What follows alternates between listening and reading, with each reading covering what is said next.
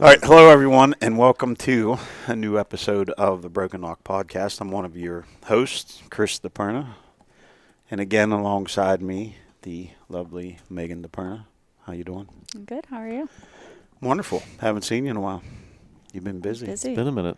Yeah. You guys have been traveling the world, I guess. I mean, if you consider Iowa. By way of West Virginia, Ohio, and Iowa. By way of Toyota Corolla Cross. Nothing. Ah. Taking it cross. Is that what you took? Yeah, we took the car. 25 miles to the gallon versus. Dude, 35-inch tires on a Tundra driving all the way out to Iowa. I mean, it'll make it, but. Oh, of course it'll make it. But, yeah, nothing wrong with saving on some gas when you can. 12-hour drive. I didn't feel like a 12-hour drive. Super easy. Nice. So did you have fun out there? It was a lot of fun. There was a lot of really good vendors out there. We were set up in a really good area, too, because we were butt up against mountain ops and working class. So we were in, like, the perfect little area. But it was fun. Cool. A lot of good people out there. Awesome. Well, next to you is Mr. Ken Reese. How you doing? Good. Wait for my voice to come back. Both of you sound like you're losing your voices. Well, you know what it is for me. Allergy season. It's every year. I mean, I was talking so much. Every year. Yeah, you talking just, so much at the Iowa Deer Classic. Whew. That'll do it. Yeah. That'll do it. I was sitting at work on Tuesday. My director was like, why don't you bring some energy back on Wednesday? I was like, dude, I'm whooped. Yeah. It'll do it to you. Those shows, you know, like we talked before, you just, you're talking all day long. You're on your feet all day. It gets tiring. It's fun. A lot of fun, but it definitely Saturday gets was tiring. a long day, but Friday and Sunday weren't too bad. So did a lot of people show up at that show? Yeah. As far as, you know, consumers and that coming through? Yeah, Saturday was pretty good. Pretty busy. They said they didn't think it, like the guys were saying, they didn't think it was as packed as it was last year, but they also had like a whole nother they added a whole nother section of booths, so I just think maybe people were spread out a little bit more. Yeah. But it was pretty packed on Saturday. Friday and Sunday both had a pretty good flow, but yeah, it was a really busy show. Were you able to keep Larry McCoy in line? Pretty much. For the most part. He spent a lot of time in our booth. He did. He was floating around. That's good. Yeah, good guys. And, you know, Dan, he's I was watching him, I think it was Saturday morning. He did the live. Yeah. Yeah, so, yeah, I was looking for you two. I figured we were in the background. We were off to the side watching. Before Kurt came around, we were in the background. In the background, when he had Kurt on, you could see Larry and I joking with each other back in the background laughing. Yeah.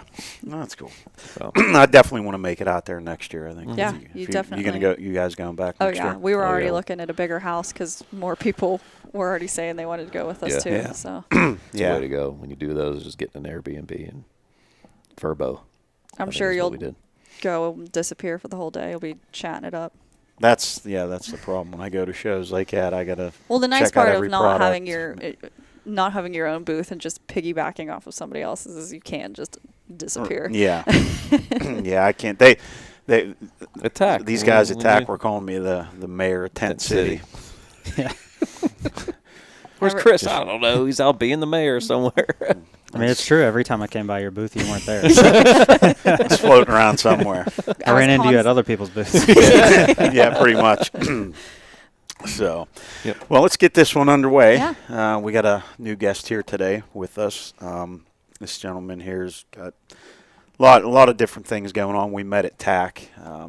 Has become a friend of ours and customer down here at Creek Archery. Got him set up with a new bow for TAC, last year, I believe? 2 years ago. 2 years ago. Yeah, so with us today we got Mr. Patrick McConachie. Yep. I did it. I said Wow. it right. I Close got enough. McConachie. it. There you go. McConachie. I was close enough. Yeah. All right. How you doing, buddy? Good. Glad to Good. be here. Glad to have you on. Absolutely. Yeah, we like to, just have different variety of guests on the show to talk about different things and experiences and that. And, knowing a little bit of your background history of being, ex-military and, ex-police officer, we thought it'd be cool to have you on not only to talk about the hunting aspect of things, but also, maybe since you had done those things before, I'm sure you can talk about some of the experiences you had with Sure. them, and that always seems to be a big hit. I know we'd had a retired game officer on, and that was a pretty good one because he could talk about things being retired that he wasn't allowed to while he was still in uniform. So, Right. So it made it a little bit of fun. We had fun with that one. So, but we appreciate you coming on here with us today. So thank you very absolutely. much. Sorry you had to wait a little bit. Shop was busy tonight. We kind of got almost a 2-hour late start on this Yeah. one. So 2-hour boat, not tuned, but yeah, building just it pretty much. Putting the new limbs on. turned out to be a project, but anyhow, Yeah. we're still here. So appreciate you being here with Yeah, us. no problem. Thanks for sticking around. Yeah, thanks for sticking around. Yeah. We usually get started by just kind of, I don't know, getting into your history, as far as what got you into hunting, or how long you've been doing it, and so we'll let you tell us. Sure. Yeah. Yeah, I got into actually got into archery before I got into hunting. When I was a kid, I think I was probably 7 or 8 years old. My parents took me to St. Mary City, Maryland. We lived in Maryland, Southern Maryland, and it's like a historic town, kind of like a pilgrim village, if you will. And they have everything still kind of set up historic. You can walk through, see what the houses looked like and everything. And they had like a Native American History Day, and part of it was a kids archery range. And they had 3D targets set up at 10 yards and little the red bear recurves that the bear cub or whatever it was that we all shot when we were kids. And they took me out there and like, hey, you want to try to shoot a bow? I said, yeah, sure. And I got hooked. I was, I think, 8 years old, and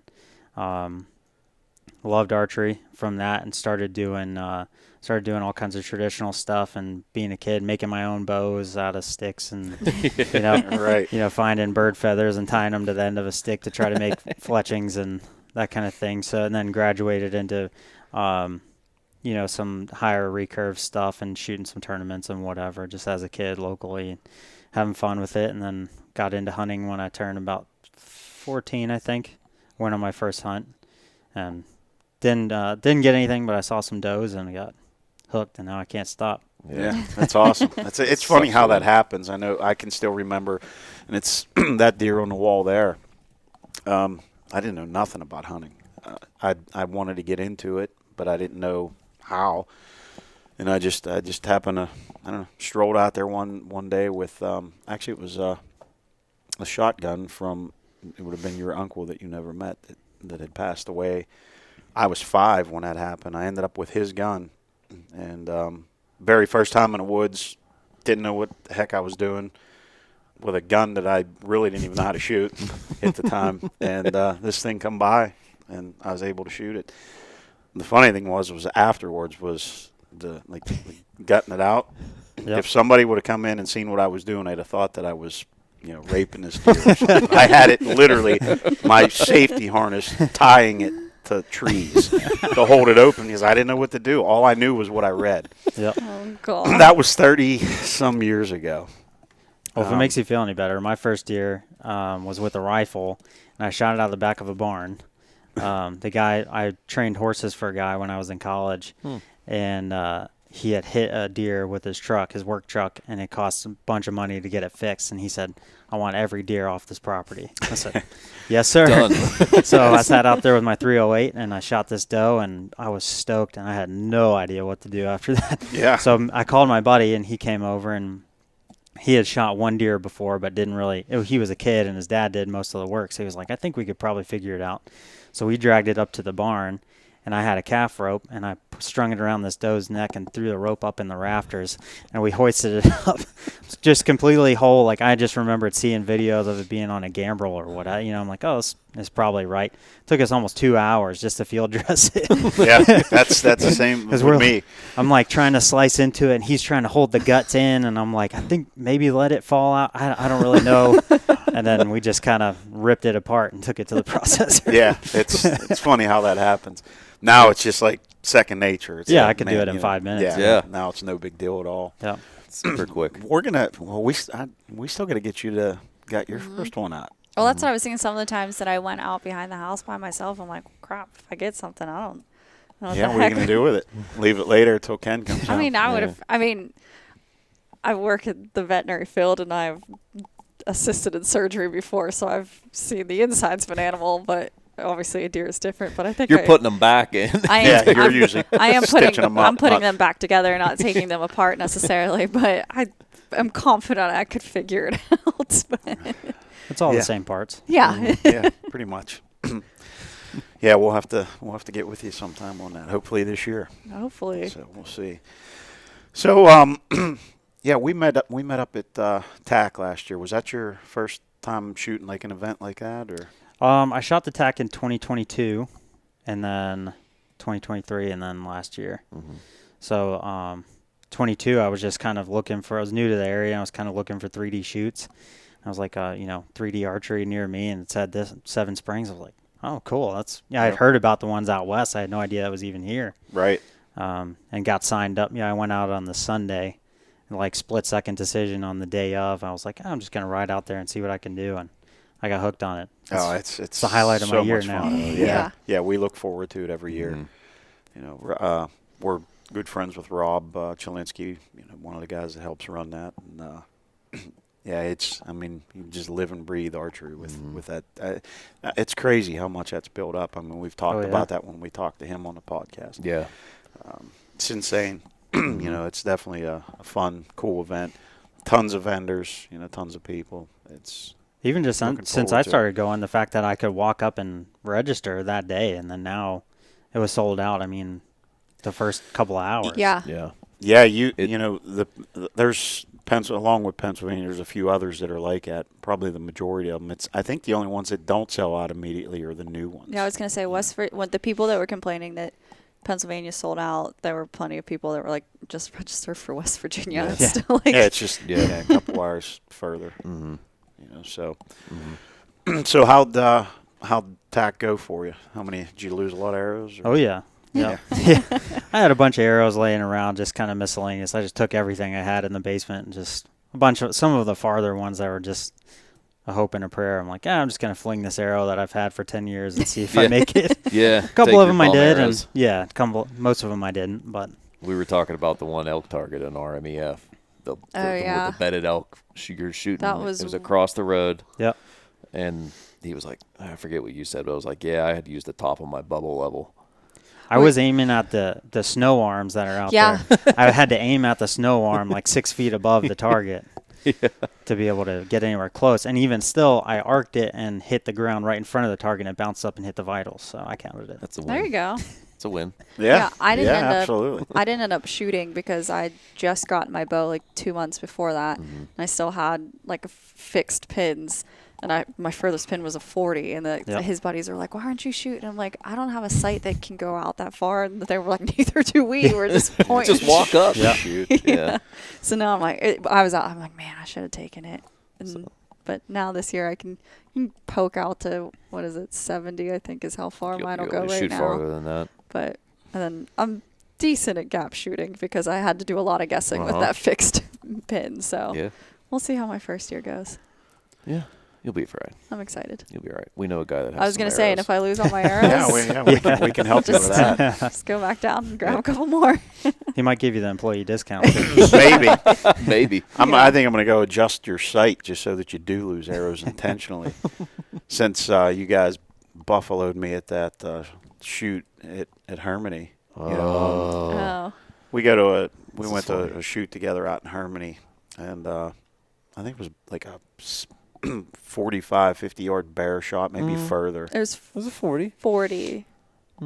And I'm under the impression that this is like She just started. she just started shooting the bow. Like I know her. I've known her my whole life. I knew she didn't shoot one. Little did I know that she was intentionally practicing that shot so that when we went there, and I'm like, you could just move up. No, she shoots it at 40 and pinwheels this thing, and I'm like, shit, I don't even think I can do that right now. Well, it was my first 3D shoot, and leading up to it, he was like, you don't have to shoot far, like you can walk up to 20, it's okay. And I'm like, okay, yeah. And then I'm thinking about it, I'm like, you know what? I can shoot further. Like, why can't I? So I was out in the parking lot here shooting, and I'm like, I'm going back to 40. And I was like doing well with it. And I'm like, don't tell him, because I want him to tell me to go up there and move up to 20. Yeah, here I am feeling bad, trying to help her out. And she's shooting back. Well, you had the recurve, but Yeah, there was no way I was shooting up there with the recurve at that distance. No way. So, anyhow, we'll move on from that story. But so, outside of the archery, and so you have some history with being in the military, as well as, before we get into that, also doing some crazy marathons and that. Yeah. So we had Weston Home on here also does that type of stuff, and I just think it's absolutely insane because I'm too old to even think about doing it. But let's talk about that a little bit. So you got a race coming up here soon. Yeah, Saturday, a couple days from now. Mm-hmm. And it's how far? 100 miles. What? Yeah. Yeah, it's called the Visit Beaver County Rabid Raccoon 100. That's quite the name. Yeah. That is quite the name. It's the title Rabid or rabbit? Rabid, like rabies. Okay. Okay. That's what I thought. I just wanted to be sure. Yeah. Yeah. It's at Brady's Run Park, and it's a lot of terrain out there. It's a lot of up and down. It's all trails. I did the 100K the last 2 years, which is 60. Well, it's supposed to be 62.1 miles or something like that. Last year the course was a little long and ended up being 65. And that was a long day. Yeah. I would bet. I mean, so that's 100 miles straight, no break. I mean, you have 36 hours to complete it, so you can kind of take breaks as you need to, or you can, some people sleep, some people, take breaks, or some people don't. Some people don't sit down the whole time. Cool. Some people, change shoes every 20 miles, or you can kind of break it up however you need to. I'm going to have a tent out there, so if I decide that I want to sleep, I can for, 20 minutes at a time or whatever. But the problem with running an ultra is the longer you spend stationary, the longer it's going to take you to get it done. I mean, Right. the goal is, as opposed to like a marathon, you're looking at, I want to be under this time. Well, with an ultra, you're just trying to spend as little time as possible at 0 miles per hour. You just want to keep moving forward. Even if it's slow, you got to keep moving. Right. Yeah. Well, I have zero experience doing that, but I feel like once you stop and you like take that, like, knowing that you've got X amount of miles left and having to restart makes it would more take difficult, a lot. too. Yeah, it sure does. Well, and the lactic acid builds up, yeah, and yeah. you start to fall to pieces, Yeah. It's really easy to talk yourself out of it once you're stopped. Yeah, that's But if true. you just keep going, if you don't sit down, you're like, well, I got to get out of here. It hurts to stand, so Yeah. might as well just keep going. Now, bringing a tent, like, are you going to position that so far up, or how does that work? Or are you just staying? So the course is, it's actually kind of a cool course. It's like a figure eight. So Okay. it's a 13.1 mile loop. That's Okay. a figure eight pattern. So the start finish line, you go past, I guess it'll be 8 times okay, during that's the course. That makes So sense. the race starts at 4 a.m. So I'll stay out there the night before in my tent and then have that at the start finish line. Okay. But I'm going to have a crew at kind of the crux of the figure eight. So I'll see them twice per lap. So it's like a 6 mile and some change on one side and 7 and some change on the other. So I'll get to run by them, and they'll help me fill water bottles or Give you change some my ramen shoes or- noodles. yeah. All kinds of that. Chick-fil-A sandwiches, actually. Oh, Okay. Yeah. there you go. There you go. Yeah, those are my favorite. Yeah. Get some That's protein. one way to keep you moving, just knowing that you can Oh, get yourself it's to so another motivating. Chick-fil-A Chick-fil-A sandwich. Got some Jesus chicken on the way. It's so motivating, man. It's like knowing that you're going to get real food. Because, like, Yeah. if you're running a marathon, you have goo packs or Yeah. gels or whatever, and it's okay. Like, it's quick energy, but it burns out quick, and you get so tired of all the sweet and the, the fruit flavors and everything. You're like, I just want some real food. Yeah. I mean, Right. last year in the 100K, I think I burned 11,000 calories. Wow. Yeah.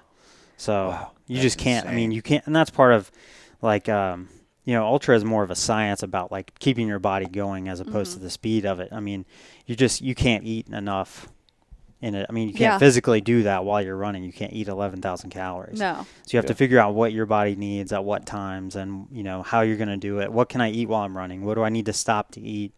How can I package foods to take with me? Bananas are great because you can just throw the peel. I have a hydration vest that I wear that has 2 water bottles, and I've got pockets where I keep candy and some gels, and I've got a pouch on the back. I can keep extra stuff. Toilet paper. Yeah. Oh, yeah, that's true too. I didn't think about that. Yeah. I Yeah, mean, you forget about that a Yeah, lot. you have to stop. Go to Which the bathroom. last year I did forget. Funny story. And my buddy was coming at like noon to help crew me, and we started at I think 7 a.m. for the 100K. And my stomach was not feeling so good at about noon, and I was like, "Oh man, I really wish I wouldn't have forgotten those baby wipes." So I texted him. He sent me a text and said, "I'm here," and I'm like trying to run. I've got trekking poles and all this stuff, and I texted back, "Okay, porta potty wipes now." He got the message. It's like they're sending someone a message from like a Garmin from like Yeah. Oh man, that would be 14,000 feet Yeah. up, and no service. Yeah. tough. That would be real tough. I don't know if I can make it. Well, yeah, you're not doing a 100-mile race. No, I'm not. I couldn't do it. You're not running to the end of the driveway unless there's a reason to. Yeah, pretty much at this stage of the game for sure. So how many do you do a year? Just one. Just that one? Yeah. There are a lot around here, actually. I just haven't. You kind of lose interest, and then it takes a while. It's kind of like having babies. They say like, "Oh, I'm never having another baby." Then a couple months later, your wife's like, "Oh, I want another baby." It's the same thing with ultra marathons. It's like, "Oh, I'm never doing this again," and then they announce that the race is open for sign up, and you're like, "Oh, maybe, I don't know," and then you're like, I'll just do it. Here we go. It's like having a bad night of drinking. I'm never drinking. Yeah, exactly. Yeah, Same thing. literally. Yeah, I've done Yeah. that. exactly the same. Been there before too. Yeah. So outside of the the racing and that, you spent some time in the military. Yeah. Yep. I was in the Army National Guard for about 10 years. Started when I was in college. I went through ROTC, which was awesome because I got my commission while being able to have a regular college experience. Right. Had a lot of fun with that, and I didn't know. So when you're in ROTC, you're just kind of like you don't know if you're going to active duty or the reserves or National Guard, which a lot of people don't know. The reserves and National Guard are different. So reserves is run federally, so it's part of like what we call big Army. So the federal government pays for everything. The National Guard is run by the state. Okay. So you can be in the National Guard, and that's why the National Guard gets activated for hurricanes and snowstorms and that kind of thing, and the reserves don't typically, because they're a state asset run by the governor under the auspices of the Army. So I was in ROTC and didn't really know where I was going to go with that. And the National Guard recruiter called me and said, "Hey, we have a contract for you if you want to join the Guard or Reserves," which in ROTC you have to get a contract to be able to make it through the program to get into the military. So if you're uncontracted to a certain point, they could kick you out.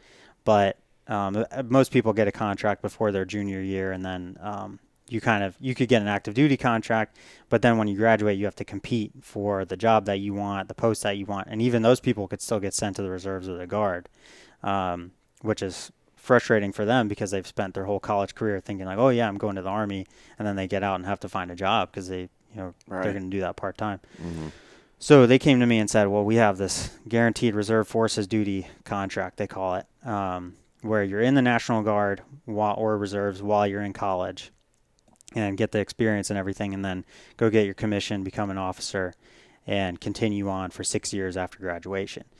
So I asked the recruiter, well, in the reserves, there's no combat arms. You can't be infantry, armor, any of that kind of thing. I said, well, in the reserves, what's my likelihood of being able to go to Ranger School? And they said, well, pretty low. I mean, maybe there's an off chance. I said, well, if I go to the Guard and I go to a combat arms unit, could I go to Ranger School more likely? And they're like, yeah, sure, that's probable. I'm like, okay, cool. I'll be in the National Guard then.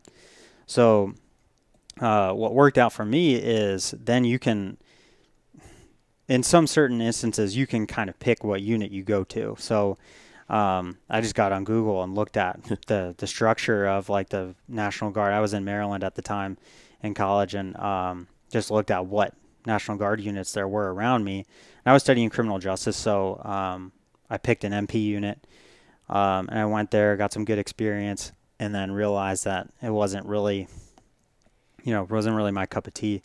So I kind of asked, like, hey, because they do the paperwork to where you can commission into a specific unit based on strength numbers. I won't bore you with all the details, but so you can kind of like try units out basically, because it's just a memo of, because you're not like certified in anything. I was just an ROTC cadet, which just an extra body.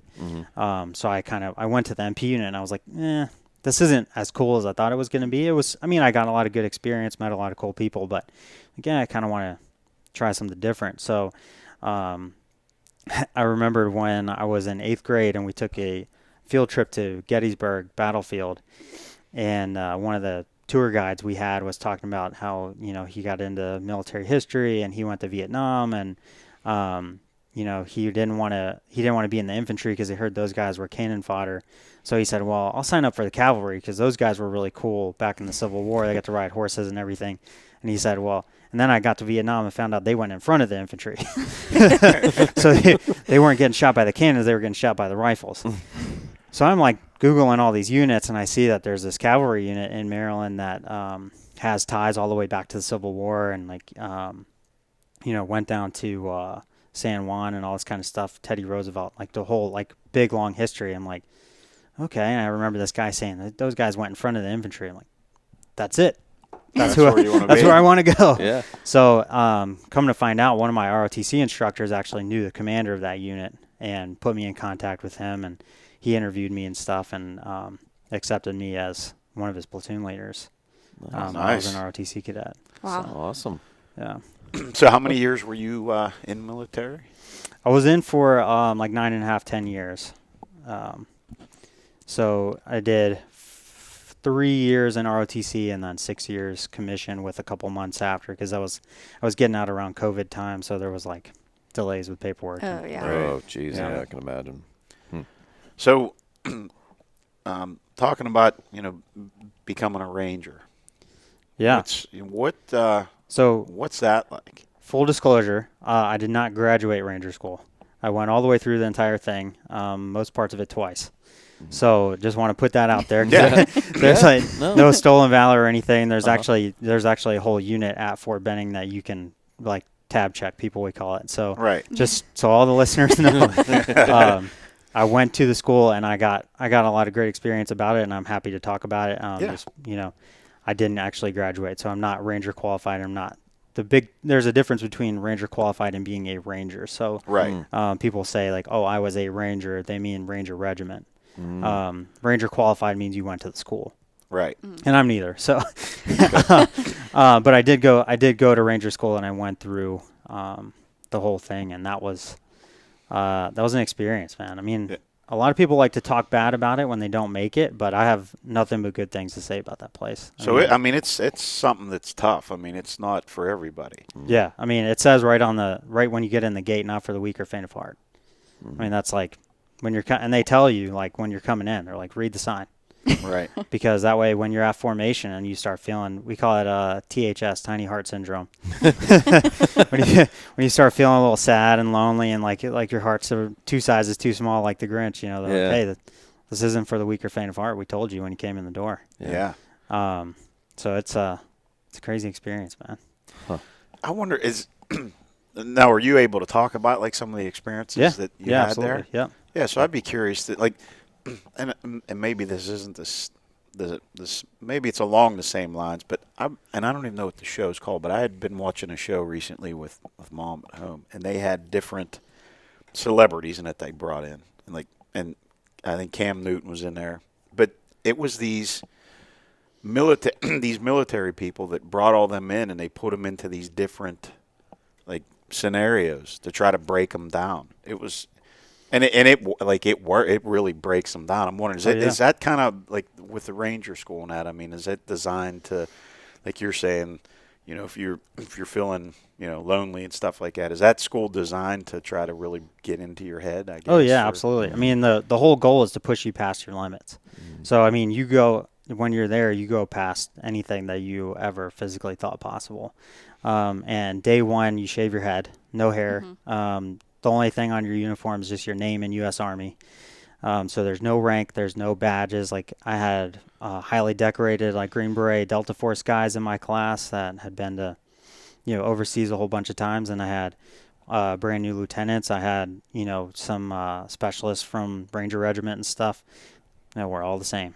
Everybody's a private at Ranger School. Huh. And it's designed to make you feel like you're not special.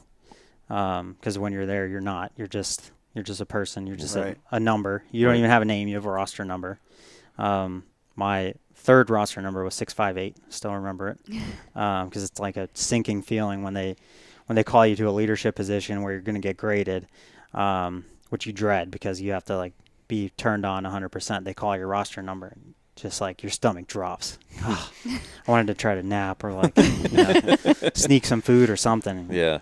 You're like sitting there like trying to close your eyes and you hear 658. No. Like a little tear comes out. That's the thing. No matter who you talk to, like everybody cries at Ranger School. So anybody that tells you they didn't, they're a liar. Not That's for the pretty faint of wild. heart. Yeah. Yeah, that's like a show that I was. They didn't use their names neither. They were all numbers. Everybody on there. Mm-hmm. Yeah, I mean some of the instructors would like want talking to you, but most of the time they just call you Ranger, like to your face, like Rangers. This is what you did. This is what you didn't do. It's all a matter of fact. It's all business. The interesting thing about graders is it's what we call RI roulette. So some guys are candy graders that give out goes to everybody, and some of them are complete hard asses that just no-go everyone and just hate their lives and are just miserable, and they didn't want to be there. They didn't want to be grading you. They didn't like the way you looked that day. I had I wear contacts, but you can't wear contacts in the field. So I had these glasses that are like goggles, and they have a rubber band that straps to your head. We call them Go Fasters. And sometimes it's just like, I don't like your glasses. Okay. Sorry, I guess. Yeah. Talk to the big guns upstairs about that one. Yeah. I worked for a guy that was, and years and years ago back. He was a sniper. Yeah. And he wouldn't talk about it. Didn't even own guns. Like when really? I worked for him, it was just something he never wanted to discuss. But he was that type of person. Like he was like a hard ass like that whenever, he was one of them guys, if he asked you a question, you already knew the answer. He just wanted to see what you were going to tell him. Yeah. That's how he was. I mean, I respected working for him. That's how the instructors are at Ranger School. They'll ask you one of the big things is a map check. And so you have to know where you are, like at all times. And they'll tell you, military map system has, 4, 6, 8, and 10-digit grids. So they'll ask you, the standard is an 8-digit grid, which is within 10 meters. So they'll say, okay, give me an 8-digit grid of where you are. And sometimes you have no idea. And you just they know exactly where you are because they have GPS and they follow the map and So you just guess? Or? There were times where I just guessed. And that's pretty indicative that you're not going to pass. Yeah. Plus, you're probably what makes it tough too is the mental fatigue from it too. Probably. Oh yeah. Yeah. Yeah, I mean you don't sleep. I Yeah. mean it's so there's 3 phases. 4 if you count RAP week, the Ranger Assessment phase, which is the first week when you get there. You do a land nav assessment, a physical fitness test, the obstacle course, bag checks. Your packing list inspection, which is one of the hardest things you'll ever do because you have to, you'll have a couple duffel bags in the barracks and they'll give you like 30 seconds to go get your duffel bag and empty it all out and be able to find all your stuff. Well, you don't have time for that. So you just dump everything on the ground and then they're making everybody hold a squat while one person is looking for a sock that fell out in the barracks and everyone's looking for it. And it takes, hours and hours. The packing list is like a couple hundred items long. Oh my God. And they have to go through and inspect every person's packing list and then look through your bags to make sure you didn't hide anything like, Yeah. any stimulants or whatever, extra food. So they're just like smoking the crap out of you while you're doing Yeah. this packing list inspection. That's brutal. So the day, and there's also during wrap week is a 12-mile road march with a 45-pound ruck. But you don't get to, I shouldn't say you don't get to sleep. You get like 45 minutes. So you basically don't get to basically sleep. don't get to sleep.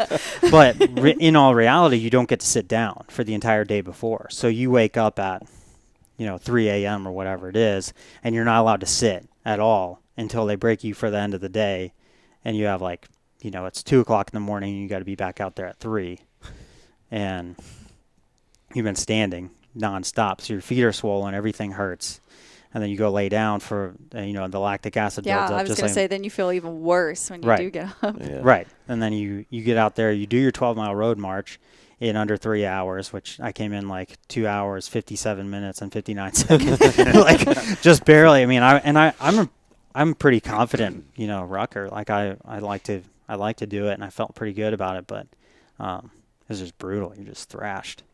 Yeah, it's just, I mean, they're going to push you to your limit as far as you can. Oh, way as far as they beyond can it. take you. Way beyond it. Yeah. That's so the first actual phase of grading is Darby phase. So you go out to Camp Darby, which is part of Fort Benning. It's like it's not attached to the main post, but it's kind of out of ways. You go out there and same thing. They just make you stand for days at a time, and like you'll be standing around for 6 hours, and then they'll throw a box of MREs out there and say, okay, you got 4 minutes to eat. Like, well, we've been here for 6 hours. Like, come on, man. Like, let me actually like be able to sit down and eat all my food. But that's kind of the whole process. So that's where you start learning like tactics and patrolling and everything's as a squad there. And then once you graduate that, which took me 2 tries to get to, then you go to the mountain phase. And mountain phase is by far the hardest torture I could ever imagine, like physical pain I could put someone through would be mountain phase. Yeah. Because you're carrying a rucksack that weighs about close to 100 pounds. Oh, my and by that goodness. time, you've been there for 4 weeks, I guess. Maybe 3 weeks. But you're not eating enough. You're eating an MRE every 23 hours pretty much. jeez. So you're starting to lose weight. Yeah. You're losing a ton of muscle at that point, your body starts to burn all your muscle, all your proteins. Right. So you're just stinky because you're just sweating out muscle all the time, and you just feel terrible. And usually it's cold up there, even in the summertime. I mean, I started in April, and I think I was in the mountains in end of May and June, and it was freezing. I mean, it was like I was jackhammering, laying on the ground, because you're up. I wouldn't call it elevation. I mean, not like out west, but, a couple hundred or 1,000 feet higher than where you were at Fort Benning. Mm-hmm. It gets down into the 50s at night, and you're depleted and dehydrated. And That's cold. That's where you're at. Yeah. yeah, absolutely. And that's where everybody cries at mountain phase. Like that's you hit your limit. You just can't. You're like, I can't do it anymore. Huh. Mine was the cool thing about mountain phase is they feed you a huge breakfast. So the phases are broken up into parts. So you have like a classroom phase where you learn like all your skills that you're going to use for that phase of the school, and then you go out to the field for 10 days straight. Well, while you're in the classroom portion, you get like 4 hours of sleep per night, and you're in bunks and whatever. So it's doable. Like you can live with that. But they give you this huge breakfast. I mean, it was like, and I can still envision it. Like I can It's ingrained in your mind. Yeah, because you're so excited that you get to eat. And you're like, you go through the line, you get blueberry pancakes, and you have to take everything. There's no option of like, well, I don't want that. I mean, you want everything anyhow. You Yeah. want every single calorie you can get. Yeah. Yeah. And there's actually a guy on YouTube that did is Ranger qualified, and he's a big YouTuber, and he did like the challenge. Like he recreated a mountain phase breakfast and tried to eat it all in the amount of time they give you, and he threw up. Really? Yeah.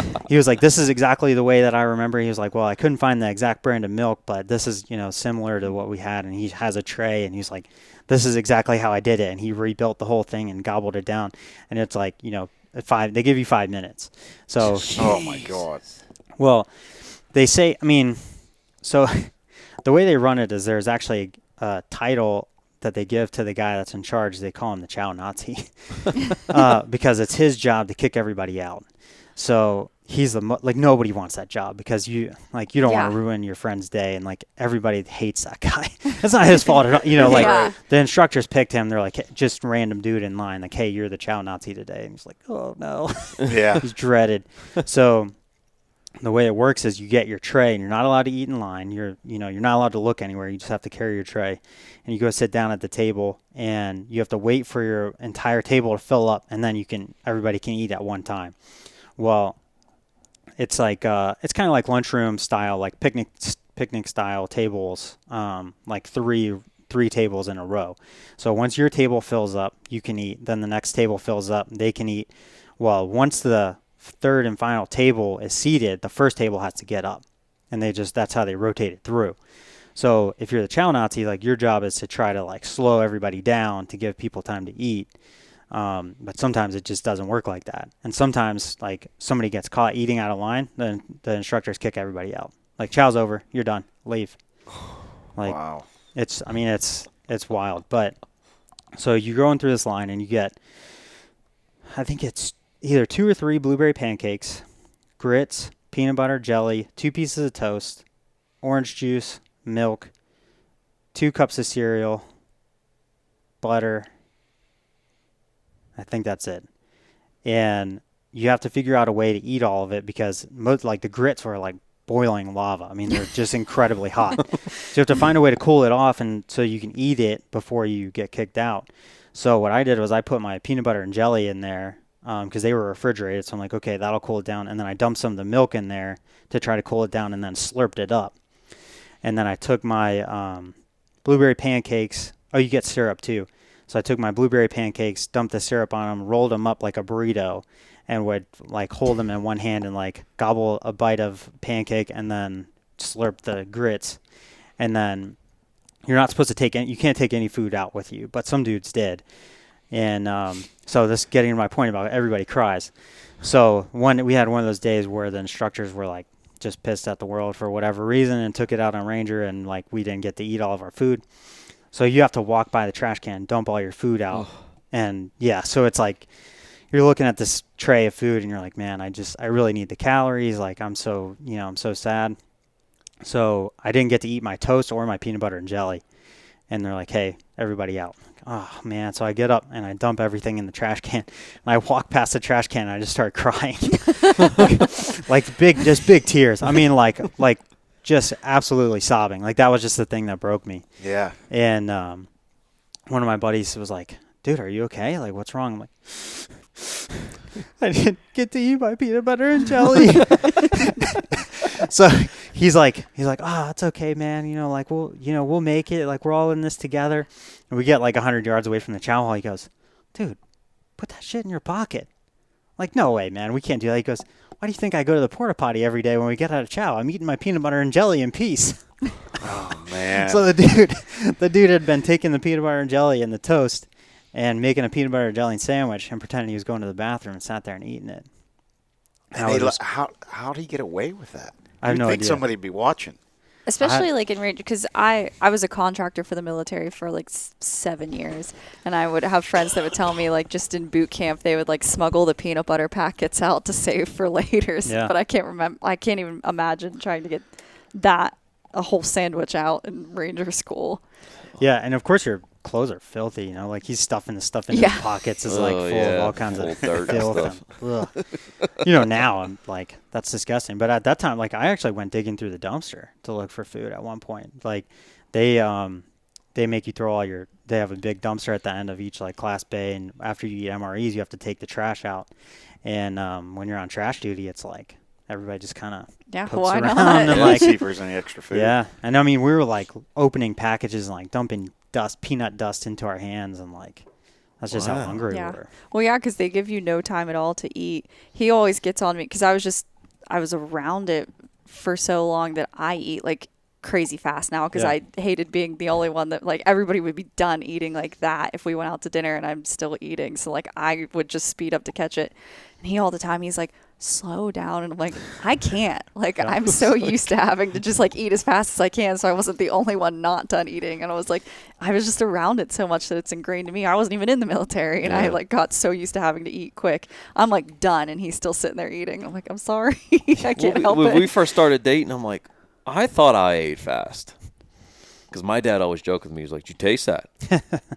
And now I could throw that at her sometimes. Like, "Did you taste that?"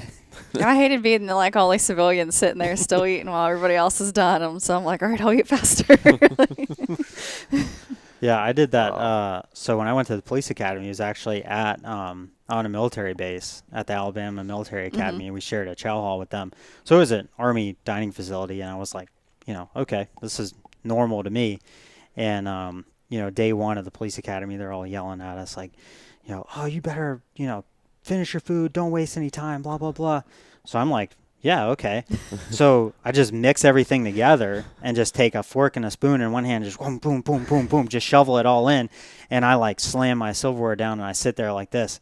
And I look around like out of the corner of my eye. And everybody else is just like, just taking their time. And I'm like, oh. Like I could have, they just said no talking. They didn't say like, you had to eat it in under 3 minutes. They just, Yeah. So I was bummed. But then I got to slow down after that.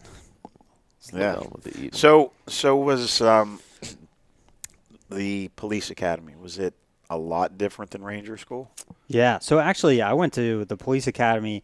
I graduated the police academy the day before I started Ranger School. Oh. So because of the unit I was in the National Guard, we worked closely with a lot of Special Forces units, and they had a deployment that came up, and they had two guys that were slotted to go to Ranger School, and the deployment came up out of nowhere, and they said, well, we need to give the spots up. And my commander called me and another guy and said, hey, can you go to Ranger School in 3 weeks? Like, sure, okay, I guess. I said, when's the report date? And he said, April 8th. I said, I graduate the police academy on April 7th, so I guess I'll be there. Wow. So, I went through the police academy, and it's, it's a paramilitary academy, they call it. And, they yell at you and they do uniform inspections, but like we were only doing 10 push-ups at a time. Like it wasn't, it wasn't anything like the military, per se. But so I had that experience. So I was, but we lived there. We lived in a shared hotel room with three dudes in a hotel room.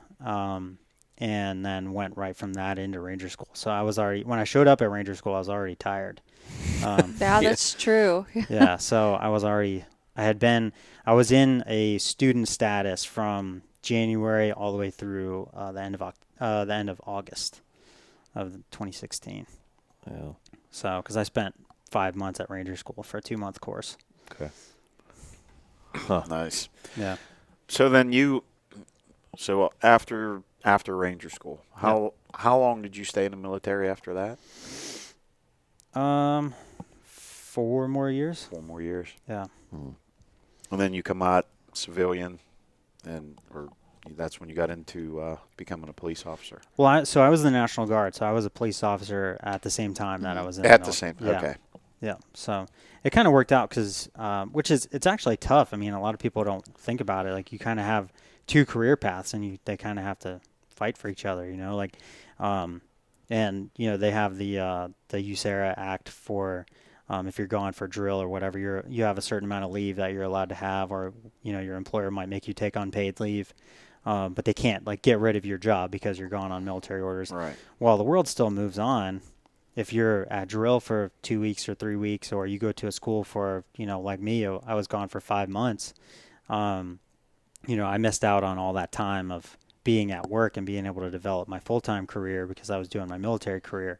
So a lot of people will get to a point where you have to choose one or the other, because if you want to develop one career past a certain point, you kind of have to quit one. Yeah, you got to make a decision. Yeah. Mm-hmm.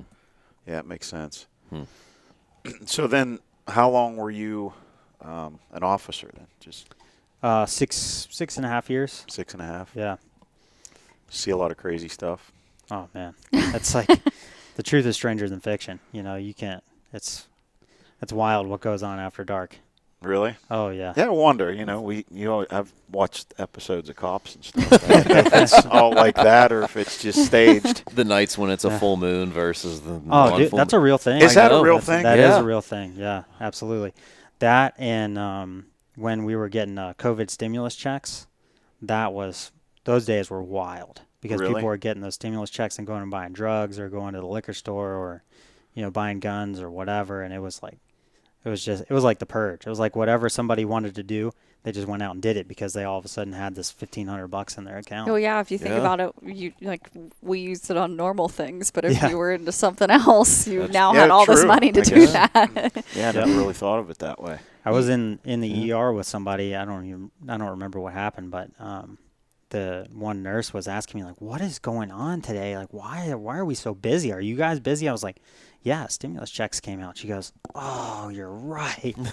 And it's just, it was overdose after DUI crash just bananas.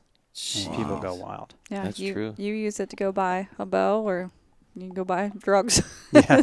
Yeah. But yeah, that full moon's a real. I was talking to someone today actually about that because he was talking about, I guess, the red moon or something is right now, or one of those red moon phase right now, and he said even that, he goes he's like, that messes some people. I was like I can see the full moon thing, with everybody, it's brighter out and everything, It's and true it's that, dark like, and In the veterinary field, like, we'll be like, man, we've had some really crazy ass clients like the last day or two, and then we look and we're like, it's full moon, that's why. Yep.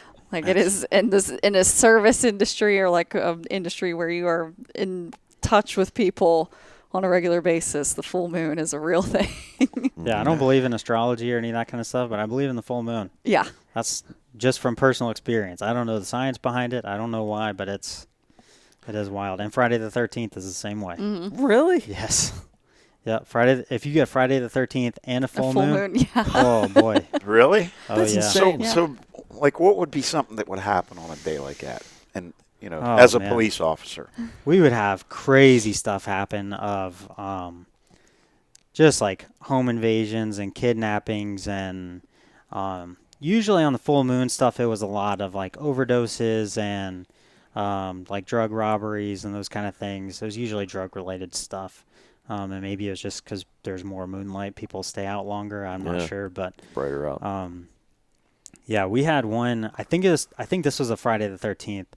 That was a home invasion robbery, where she was a prostitute and she lived at Motel 6, and that was her residence. So it was considered a home invasion because these guys broke in, with guns and stole her money and stole her car, because she had her car keys right there, and they said, well, give me your money and your car.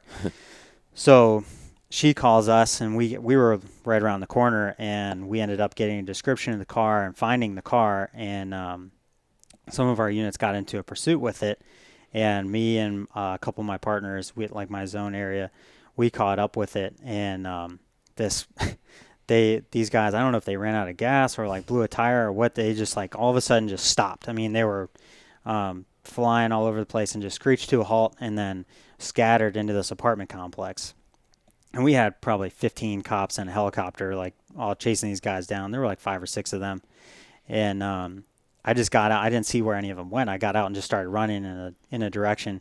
And this lady comes out of her apartment. She's like, "Hey, officer, they went that way." I was like, "Thanks." Just started running because I had no idea. I just was just trying to find somebody. And this guy, he runs through these apartments or whatever and tries to jump a fence, and it was like an old rickety like chain link fence. It was probably 6 foot tall, and he was wearing a hoodie, and his hoodie pocket got caught on the top of the fence. I see Really? that shit happen in movies, too. Yeah. Yeah. And we're like, oh, perfect. We can actually catch this guy. 'Cause a lot of these dudes are fast, man. And you're running. I mean, you got 30 pounds of gear on. Like, Right. I train and I try to be pretty quick, but I mean, and you got to worry about like rolling an ankle or blowing an ACL or whatever. Yeah. I mean, they're just Right. trying to get away. Like, they Yeah. don't care how they do it. Like, I got to go to work tomorrow. Right.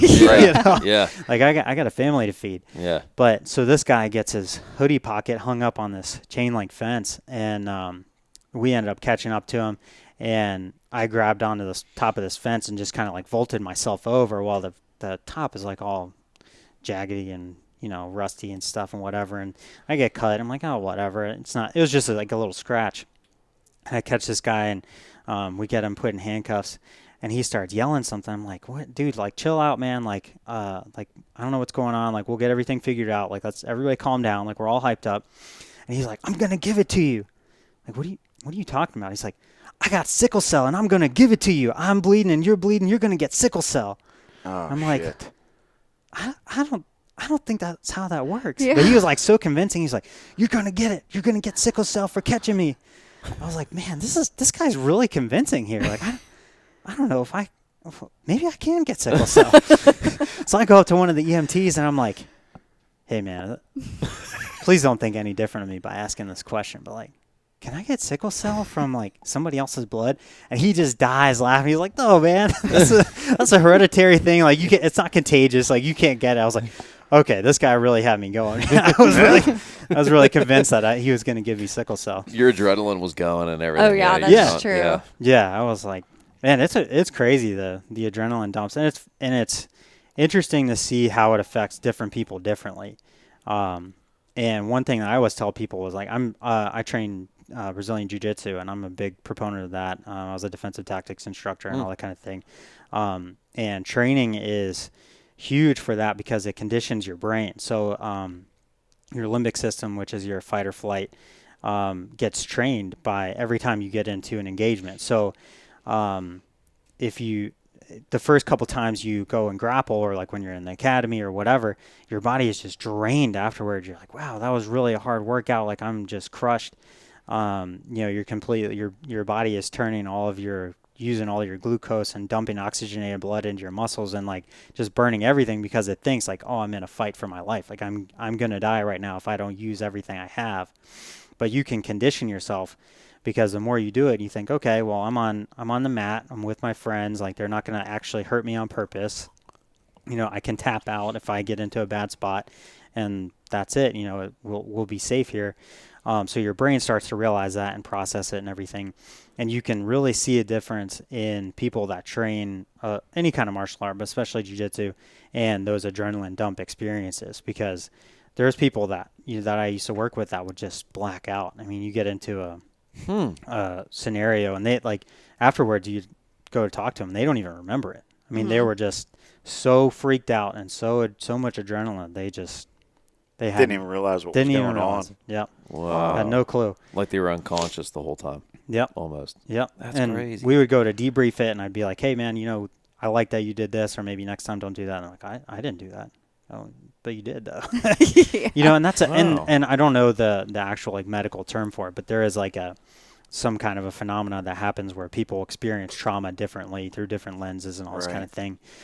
So I think part of it is that, but you could see there would be certain scenarios where people would just be screaming at the top of their lungs because they were so hyped up, versus the people that would train. It was just bring you right back down to normal. Which is wild, because in police work, I mean, you have to go from 0 to 100 to 0 in a split second, especially with anything with lethal force. I mean, it's we call it the lethal force window. It opens and closes. I mean, it's, I had a call on Christmas once that this person called in and said, my son, it was a dad and a son. I think the dad called and said, oh, my son has a gun and he's threatening everybody in the household. He's holding us hostage. Like, you guys have to get here right now. I don't know what's going to happen. He might try to kill me. And the 911 operator heard a bunch of yelling in the background. And we were trying to have like a squad Christmas dinner. It was like, 11 o'clock on Christmas, and we were at like a 24-hour diner. Like, oh, okay. So we're like, check please. Like, we got to go. So we're driving 120 miles per hour, lights and sirens through city traffic to get there to, try to save the day. Excuse me. And we get there, and we do what called a surround and call out. So try to set up a perimeter around the house. Everybody has guns on the house, and call these people out one by one to try to, separate everyone and interview people and whatever. So all we know is that this is, a guy wearing a green T-shirt or whatever it was, and he has a handgun. So we get there, we start doing announcements, and, we've all got rifles out. And this guy comes out of the house with something in his hand, and he's like facing the house and turns like this and goes and points it at us. And somebody down the line from me goes, he's got a gun. And I flip the safety off on my M4 and I start taking the slack out of the trigger and I look through my optic and I see it's a cell phone. I'm like, oh, it's a phone, it's a phone, it's a phone. Everybody stop. So I flipped the safety back on. But I mean, I had my red dot right on this guy's face and I was about to put him in the dirt over a cell phone just because somebody down the line said it was a gun because they were hyped up. And by no means am I trying to say that I'm any better than anybody else, but but it's just that those kind of things happen on a daily really basis. Easy. You have to be ready for it. You have to train to be able to, because when your sight aperture narrows when you get that adrenaline dump, and you have to be able to open and close it, as necessary. Mom was telling me that she went to pick up that gun that you won at that gun bash, and they let her do this like simulation. It was cool. Thing, and it was like a domestic custody simulation thing, and there was like a guy and a woman arguing, and my mom said the guy in the simulation was like really loud and really amped up, so her attention was to him, and she's like I was like focusing on him and prepared to like have to shoot him, and she's like in a split second the woman pulled out a gun, shot him and shot me, and it was over. And she's like, and it never even clicked to me that like, she's like, and thinking back on it, like she did have her like hand here, and like I could think back and say, oh yeah, she did have a gun. She was holding a baby too. Yeah. Like, oh yeah. So it was. Yeah, I was standing right there when that all went down. It's a triple screen simulator. Yep, and those are great. And you have the simulator pistol, and you can interact with the screen. Like you can yell at whoever that is that's on there. So, and she did not, but the guy that runs the place was like yelling at the ex-husband, and then he turned and like engaged him. Well, actually would have engaged her since she had the gun. So now her focus is there, but yet the ex-wife was at that point there bending into the car to get the baby out. And then, yes, you could see that she had a pistol there. So the whole time she's thinking, this guy's going to attack me. I got to have the gun on him. And then all of a sudden she starts yelling again, real quick, pulls it out, shoots him, and then turns. You're thinking, this woman's got a baby. She's not going to do this. Yeah. Yep. But, and to you think just like never know. To be in that situation all the time. Every day. That's your job. Oh, yeah. I mean, the second department I worked for, I was in situations like that multiple times in a shift. I started on midnights. We worked 6 p.m. to 6 a.m., which that's when a lot of the craziest stuff happens. That's when everything happens. And then I switched to afternoon shift, which was 2 p.m. to 2 a.m., which was a little bit better, but you still went out to most of the crazy stuff. And we'd have stuff like that all day, every day. And, just some crazy, heinous stuff would happen, and then you just, go to lunch or you go home. And it's like you're just supposed to decompress and, like, be able to process it and go home and have a normal family life and not be angry. And forget about it. Like, how hard is it to try to do that? That's impossible. Yeah. And especially so for local police officers, I mean, a lot of us, and myself included, like lived in the zones that we worked. Right. So I would see people that I arrested at the store, which is a completely common phenomenon for most law enforcement, I would say. I was checking out at Walmart one time at the self-checkout, and there was a dude I had just arrested for trafficking pills and amphetamine and having a stolen gun at the checkout next to me. And he looked at me, and I looked at him, and I was like, yeah, I'm who you think I am, and you're who I think you are, and we're just going to have a good day and walk away from this. Right. Mm-hmm. And he was like, yep, absolutely. So thankfully he didn't choose to, do anything bad. But, so even when you are off, even if you make an effort to like, okay, I'm going to go home, I'm going to relax, I'm going to sit by the pool, hang out with my wife and kids and, be a good dad. Well, then you go out to run an errand and you're right back at work because you're in your zone that you work in. And you're carrying a gun because you have to by policy. And you're ready to respond to anything that happens because that's your job. That's who you are. So you don't ever really get to turn it off. Yeah. Unless you go on vacation or whatever, and that's even harder because now you don't know where you are. You don't know who to call. You don't have anybody with you. You don't have backup. We were allowed to carry in all 50 states. So I would normally fly, I couldn't carry it on the plane, but I would check my gun and have it wherever we were. And I remember being on one vacation and we were riding around and I was, constantly checking while I'm driving. You don't just, turn it off. Yeah, It's just always just there. looking at my area and who's around and whatever. And my wife is like, "What are you doing?" I'm like, "Well, I'm just being aware of my surroundings." And she said, "Well, think about it this way. Do you trust the guys that you work with?" I said, "Well, yeah, absolutely." She said, "So if you were off, like on an off day and you were in your zone, you would trust, we had A side and B side and I was on B side." So she said, "Well, you would trust A side to look out for you, right?" I said, "Yeah." She goes, "Okay, then trust these guys out here that they're going to look out for you too."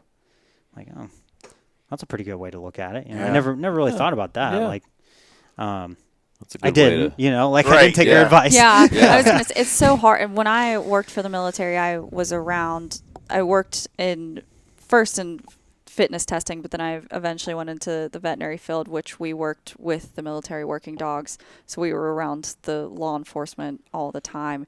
And it just being a civilian around their tendencies get like ingrained in you. So like I am very much like always aware of my surroundings, and I think I'm always going to get kidnapped. Yeah. And it's like I can't turn it off just because I was always around people like that. Yeah. So I can't Constantly scanning people.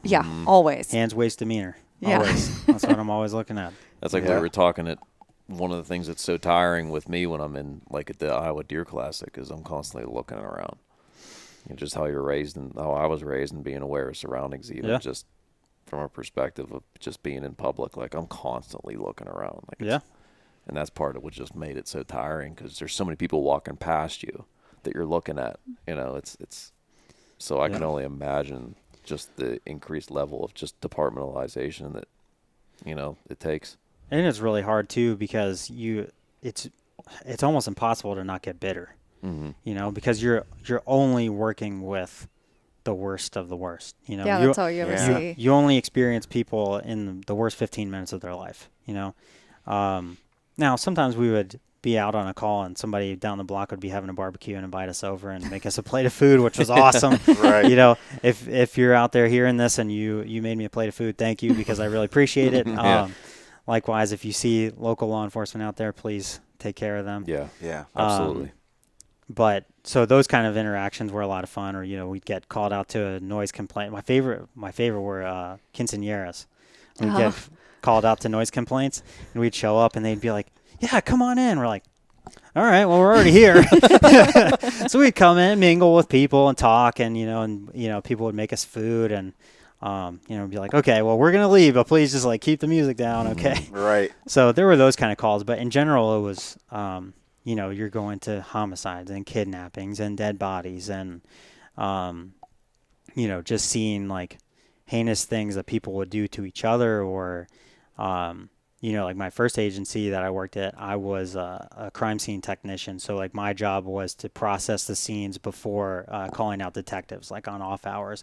Business hours, they would normally come out and, process. But like my job was take photographs, establish the scene, and then determine if we need detectives to come out or if it's something that I could do.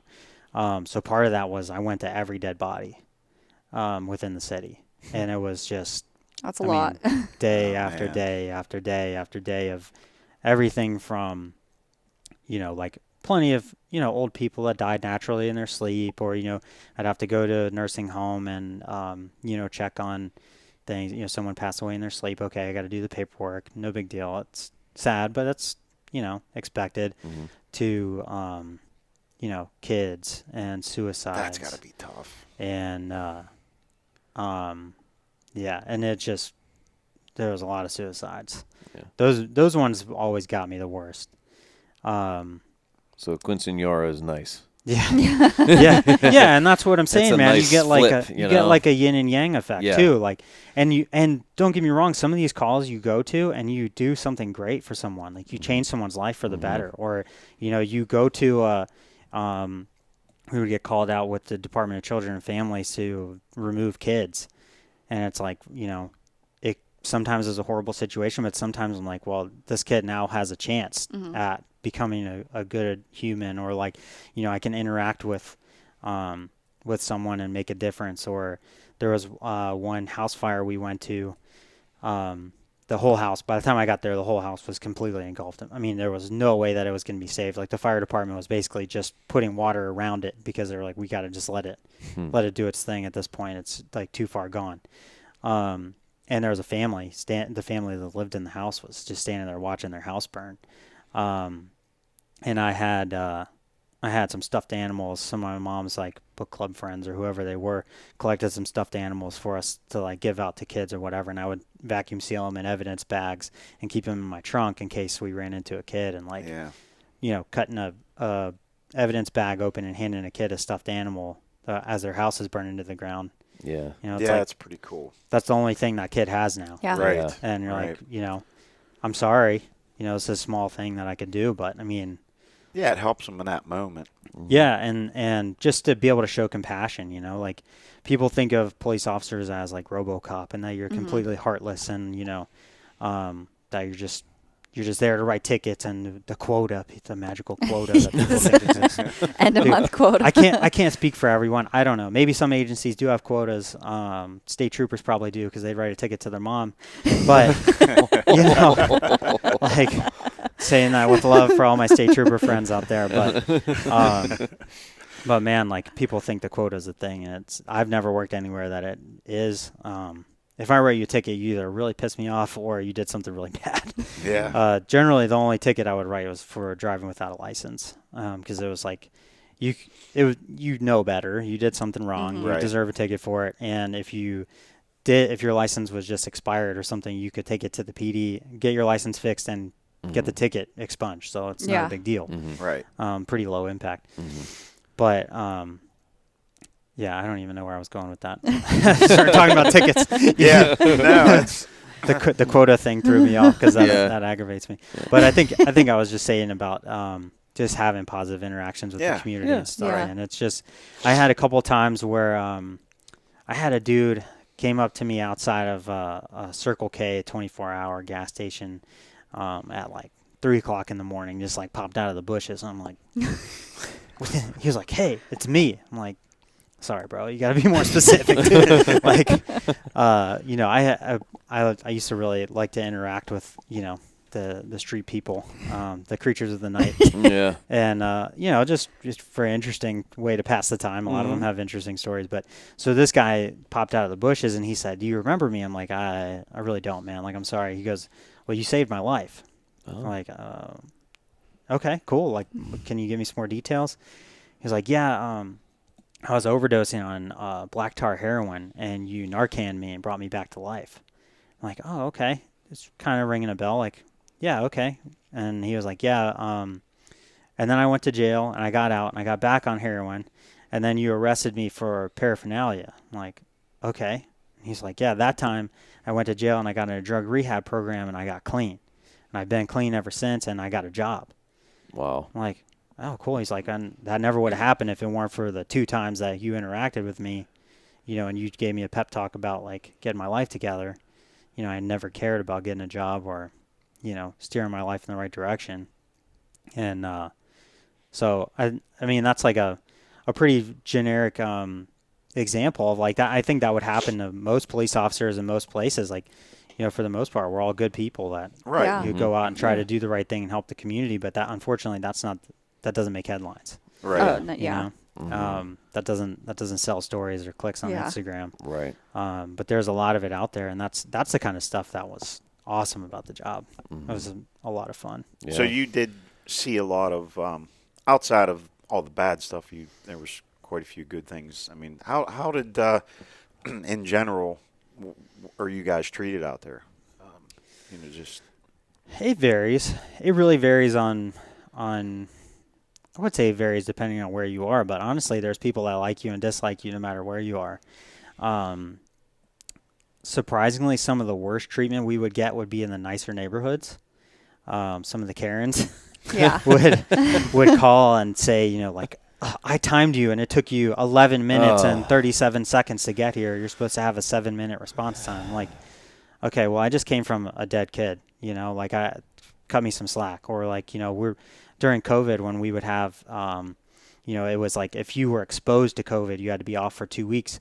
So there was one point where we were working a zone that normally had 10 people in it. We had 2.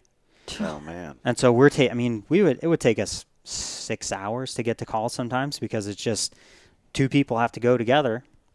So if you arrest somebody and go to the jail, your partner has to wait for you to get out of the jail to be able to go to the next call. Unless it's something we could a lot of it we handled over the phone or whatever. Right. But but that time was actually pretty interesting because there were a lot of people that started to realize that they appreciated us more than they thought they did when they would see all the looting and stuff that was going on and the riots. And then people started showing us appreciation. And like for every nasty comment I probably got a free cup of coffee.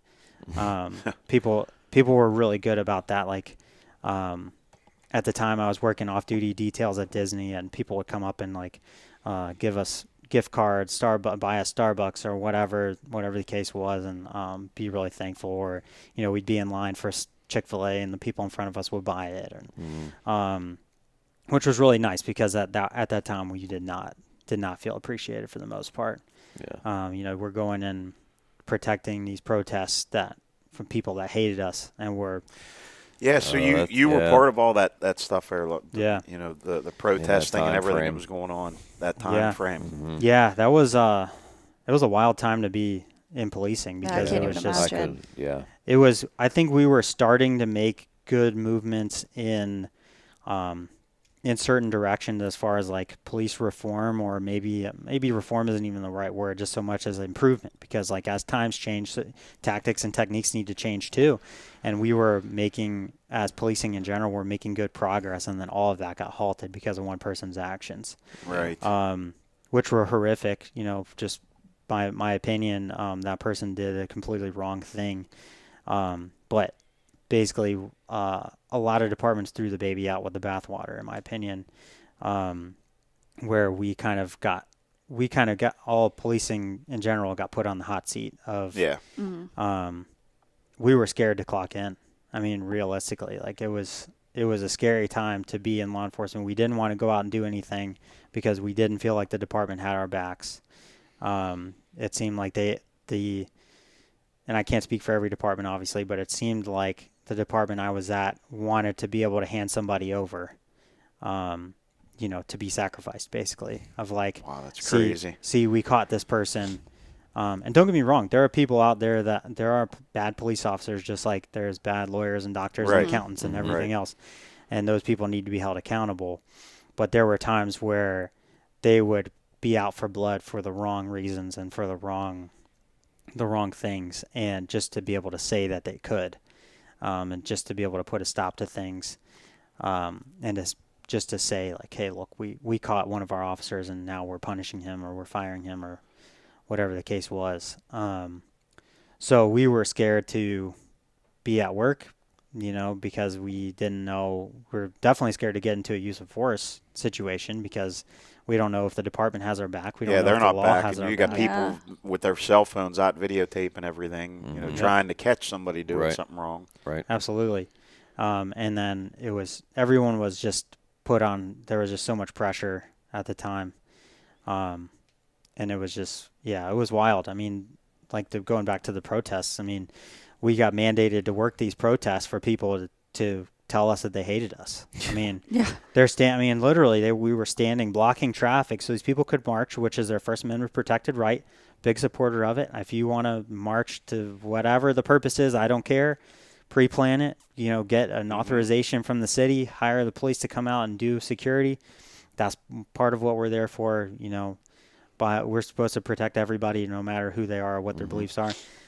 And I wasn't judging at all, but for people to parade by me and scream in my face that they hated me. Yeah, that's right. I mean, that's, me personally, like I'm not I didn't do anything wrong. I'm not who you're after. It's crushing. I mean, it's just. We already have enough to try to handle and deal with mentally with the job on its own, and then you add that on to it, and it's just way more. Yeah, so you look at tensions are higher because of all this COVID and everything. People are kind of at their worst, in my personal opinion. You have stuff like the stimulus checks we were talking about. The people are going out and doing drugs and all kinds of robberies and murders, and there's all kinds of schemes going on. People are out of work. They have time to be off doing criminal activity. We have the actual sickness of COVID that people were actually worried about, get sick.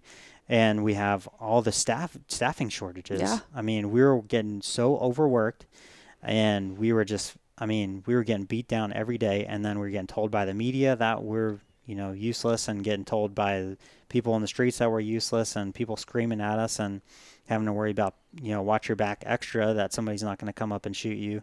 Yeah. And then, on top of all the normal police work that you have to deal with, and then you're supposed to go home and be a normal dad and husband and or wife, or that's going to be impossible. Yeah, and it's just I don't think I'll ever forget those protests of people screaming, and it was actually kind of interesting because it was the younger crowd that was very angry and just full of hatred, and like felt like they hated me, and they were like trying to project their anger onto me, like I had anything to do with it just because of the clothes that I wear. And then there were some people that were out there and were the exact opposite. Like the older crowd came by, and some ladies were like giving us bottles of water because it was hot, and they were like, "Hey, thank you for being out here. You guys are not who we're target. You're not the problem. Like we just want to get our voices heard." And like, yeah, absolutely, like fully support that. Yeah. But you have some college student coming up in your face and saying, "F you, you're a," Yeah. and you can't do anything about it. Yeah. You just have to stand there. That's crazy to me. Yeah. That you just can't do anything about it.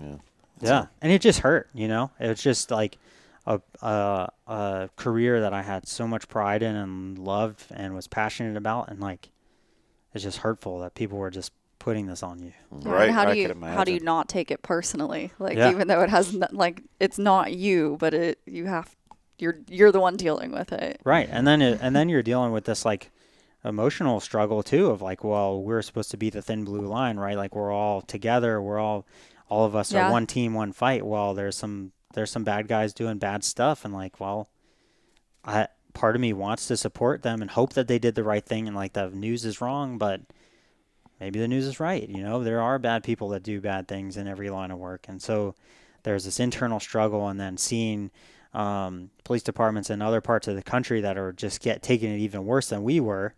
And, police officers getting charged for trying to defend themselves. And it's just, it was just a really scary time to be out there. You never know when you clocked in if you were going to make it home at the end of the day. Yeah, Right. There was a lot going on in that time. Absolutely. Were you doing your canine handling at that time also, or was that before or after?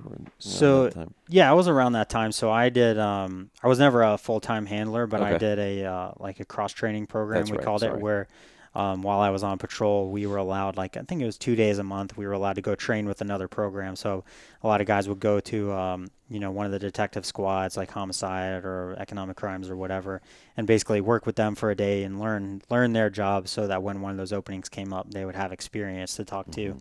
And just try it out, see if they actually liked it or not. So I did mine with K9, and that was a lot of fun. There were some scary moments, but a lot of really cool moments. One of the guys that I rode with, his dog was actually so crazy it ate its own tail.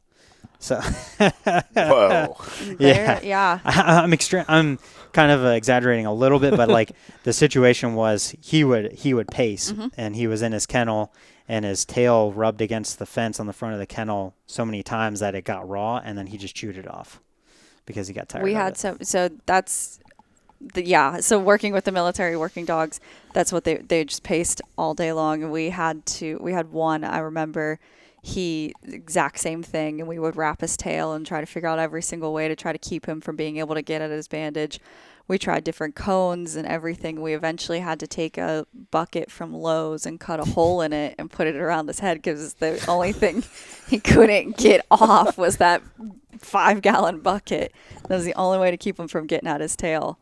It took us forever. We went back and forth because them being federally owned, essentially, we wanted to amputate his tail, and the government did not want us to amputate his tail. But we're like, we've got a bucket on this dog's head. Can't we just cut his tail off? But I mean, they use those breeds because they don't. If you don't give them a job, they will find a job to do, whether it's the one you want them to do or not. They are just always on. Yep, absolutely. It's amazing what they're capable of. Yeah. You know, whether it's sniffing out, a shell casing out of a car. I mean, it's crazy to me that those dogs can smell the way they can. Or, Well, what we were talking downstairs, what was their nose structure? You were kind of explaining that a little bit. Yeah, so you probably know more about this than I do. I'm not a vet. This is just just anecdotal knowledge I picked up along the way. But I was told that dogs can smell in 3D. So like the way that their nose is shaped, when they exhale, they blow the air out the side. So every time they inhale, they're breathing in fresh scent. And a lot of times they'll have their mouth open because they can actually they have scent receptacles like in or around their mouth too. So when they're breathing in through their nose and mouth at the same time, they actually can smell kind of like a molecular buildup of something like a shape, kind of like echolocation for bats or whatever. You know, like they kind of smell shapes. Yeah. Which is pretty cool because like you're talking about like a shell casing in a car. The big thing now is electronics. Yeah. So training dogs to find a hard drive in an entire house that might be hidden in a wall somewhere. And this dog is, being able to go and search through an entire wall and find one tiny little hard drive because they can smell that the wall smells different in that one spot. Yeah. I worked with a girl who she had a pointer that she did contract work for one of the local prisons when I lived out in California, and that pointer's job was to go into the prison and find cell phones. Yep. That's the sole purpose, was to go in and find cell phones. It's crazy that you can teach them to find anything. Like as long as you spend the time on that particular object or specific path that they're supposed to learn, you can teach them to find anything. You just have to start at like the bare basics and keep building on it and building on it and building on it. And they're capable of a lot of stuff. It's incredible. If you could teach them to do whatever you wanted.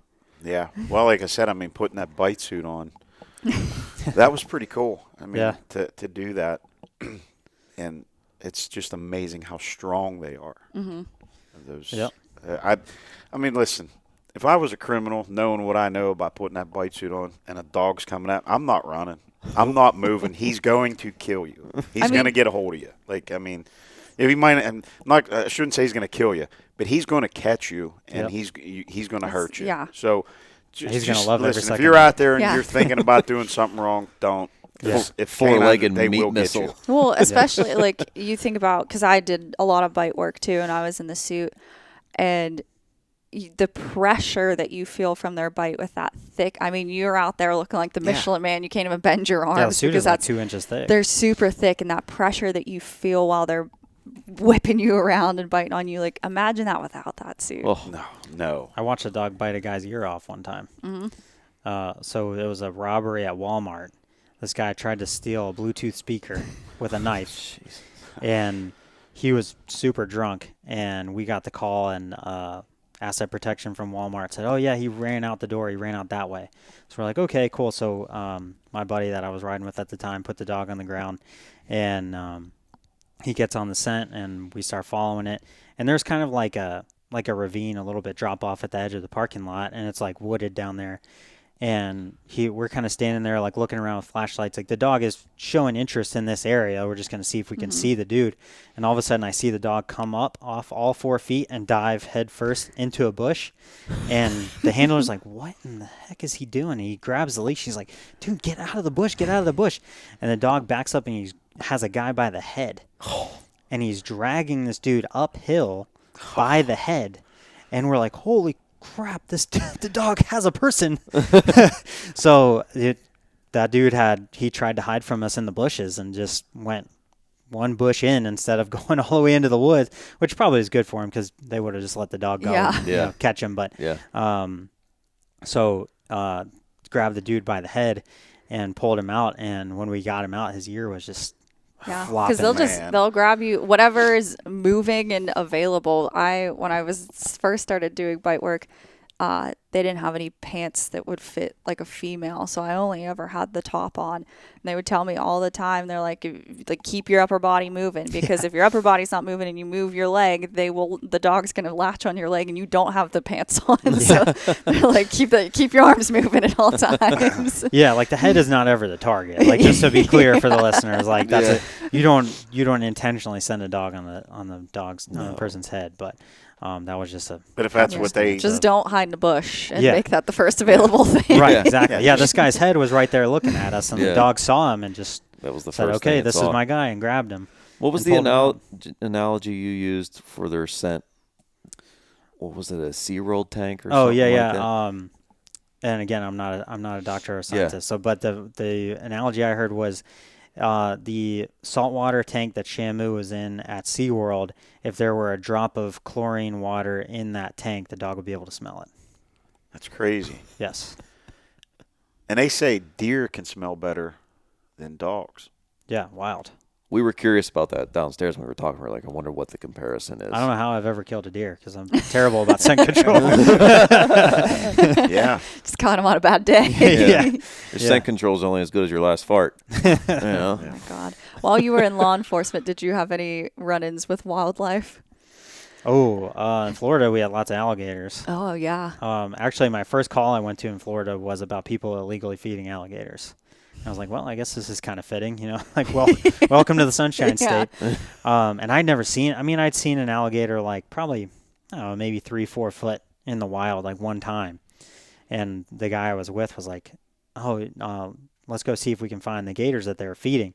And he was like, dude, take a look over this wall. This thing had to have been at least 12 feet. And that's conservative. Like a 12-foot alligator actually looked like a dinosaur. Mm-hmm. It's Charlie. Well, that's what I was going to say. We had I worked for Joint Base Charleston, and on the Navy base, the Naval Weapons Station, on the back side of the base, they had an alligator that just lived there on the base. They named him Charlie. They ended up fencing in his retention pond. And so he was kind of like almost like a hidden like tourist attraction. The MPs and the fire department would just throw like whatever roadkill over the fence for him and stuff. But one of the firefighters had told me, he was like, go get the really big like camp marshmallows and throw them over the fence. They love them.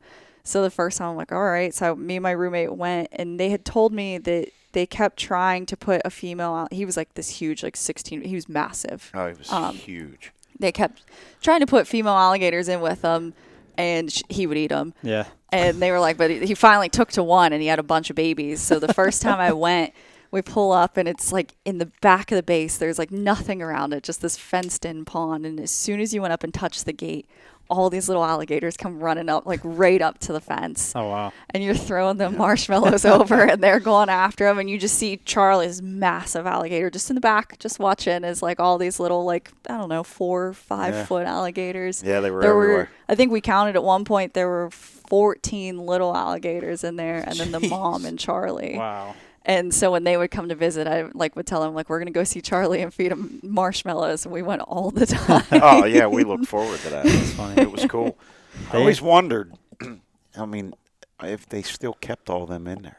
You know what I mean? You would think obviously it's all going to grow. At some point, they got to let them out of there. I was going to say, it wasn't a big enough retention pond to hold, you would think, 16 full grown alligators. That's what I'm wondering. Like, did they ever think that out when they wanted him to mate? Because at some point, you got to let him out. I don't know. It's a military base. They were probably like, it would be super cool if they had like 20 alligators in there. Right. So. But it's wild. The gators are wild. You get so used to them in the South, it's just like seeing deer. Yeah. You're just like, oh. At Ranger School in Florida Phase, they have a reptile house, and they have 2 huge alligators. One of them just recently died, I think. I saw on social media. But one of them, I think it was named Lucky because it was missing part of its foot. It was missing a foot on one leg. It was huge. And while I was there, so I recycled Florida Phase, so I had to I had a 3-week holdover, a summer break, that we did nothing but sleep and eat. But they had the Gator Lounge, which is like a hangout for the people that are stationed there because the camp is like way far out. I mean, you're at Eglin Air Force Base near Destin, Fort Walton Beach, but you're like, the camp is like an hour away from the beach. So like, the people that are stationed there live on the base right at the camp. They have the Gator Lounge to go hang out at, and it's like a bar, and they have pool tables and stuff. Well, during the cycle breaks, Ranger students are allowed to go in there between like 6 and 9 p.m. So they would sell us food, and they made a ton of money on us because I ate a DiGiorno pizza and 2 ice cream bars to myself every night. But attached to the Gator Lounge is the reptile house, and you have to walk past there, and they have the outdoors. They have the huge. It's like you're talking about the enclosure for the alligators.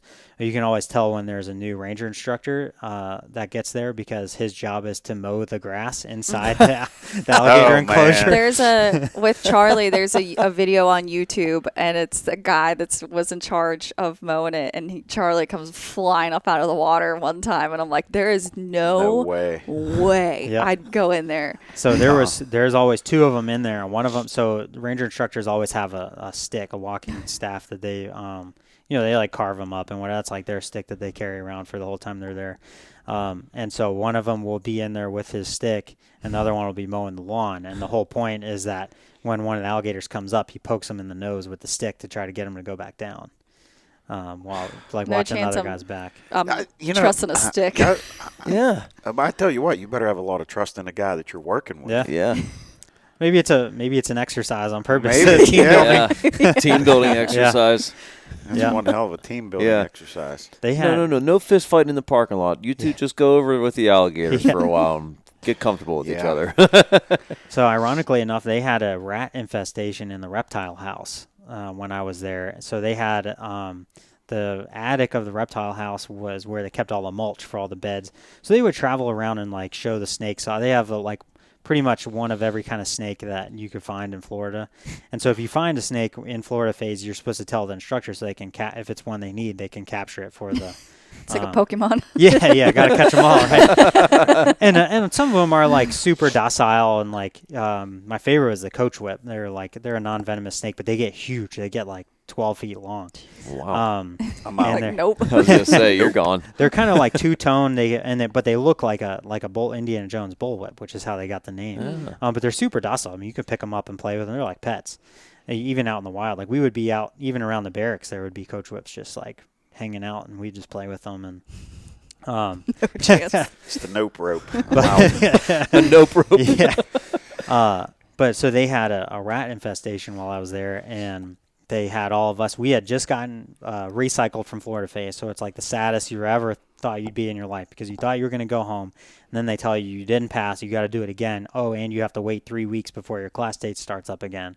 So you're here for 6 more weeks before you get to go home. So we're like, they call us a day after they told us we're being recycled. We're watching all of our friends leave on the bus, and they say, okay, all you recycles, come over to the reptile house. I'm like, okay, maybe they're going to cheer us up and like show us the snakes. I'm like, oh, this might not be so bad. They say, all right, bring some gloves and an entrenching tool, a folding shovel, and you guys are going to go up and hunt rats. Like, oh, man. So we had to take all the mulch out of the attic, bring it downstairs, put it outside to air out, and we didn't have any respirators or anything like that, and there was all these rat nests, and we were trying to smash rats with e-tools in the attic to be able to feed them to the snakes. Oh man! So they got like 12 ranger students up there that are like malnourished and sad and like haven't slept, and we're just all like crushed by life, and we're just breathing in rat turds and trying to smash them with e-tools. Should have just sent chihuahuas up there. Jeez. Yeah. Sent a bunch of chihuahuas up in the attic and chase them all out of there. Might have worked. Mm-hmm. Wow. Sounds like you've had some, pretty crazy times. Yeah. You've got involved in. Yeah. My life's Wow. interesting. Yeah, it sounds like it. Sounds like it for sure. Yeah. Mm-hmm. Well, we've been going at it for a little while here, huh? Oh, yeah, we have. Yeah.